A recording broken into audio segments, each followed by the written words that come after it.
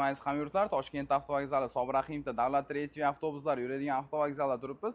Davlat reysiy avtobuslarida Toshkentdan Rossiyaning barcha shaharlariga reyslaringizni amalga oshirmoqchi bo'lsanglar, bemalol bizlarga aloqaga chiqsanglar bo'ladi aziz hamyurtlar.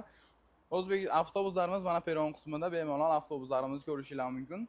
Turibdi avtobuslarimiz. Ketmoqchi bo'lsanglar Toshkentdan Kazanga, Nabережный, Jili, Nijkamskiy, Moskva, xullas Rossiyaning barcha shaharlariga hozirgi kunda reyslarimiz amalga oshmoqda.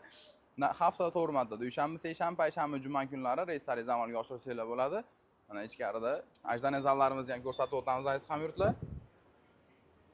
Ikkinchi etajga, hozir ikkinchi etajda turibmiz. Uch tarafda oshxonamiz mavjud.